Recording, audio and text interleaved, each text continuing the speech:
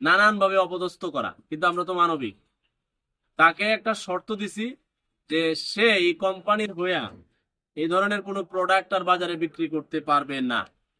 আমি তার video footage রাখছি, যদি সে এই কোম্পানিতে পুনরায় মার্কেটিং করিয়া এই ধরনের অবৈধ চাল বিক্রি করে গ্রামগঞ্জের বাজারে, বিশেষ করে এটা গ্রামে বিক্রি হয়, কন্যাবিলে গ্রামের মানুষ সহজ সরল, গ্রামের দোকানদার সহজ সরল। আমি গ্রামের ছেলে হয়ে বলছি, ওইখানে 80% পুংরা আছে। গ্রামের যত এই যে শহর থেকে এসে নকল কসমেটিক কিনে নিব, নকল পোলাও চাল কিনে নিব, নিয়া কম দামে কিনে দিয়ে বেশি দামে বিক্রি করে প্যারাশুট তেলও বেছে নহল। তো এই স্বাধীনতার এই পতাকা উড়াইয়া আবেগকে পুঁজি করিয়া সিন্ডিকেটরাও আজকে পতাকা উড়াবে। তো এদের যে কোম্পানি, এই ভদ্রলোকের মার্কেটিং এর লোককে জিজ্ঞেস করছি, কয়রা শুধু চাল বিক্রি করে, পোলাও চাল প্যাকেটিং করে। এটা আতপ চাউলের স্যান্ড পোলাও, এক বস্তার মধ্যে 2টা শিশি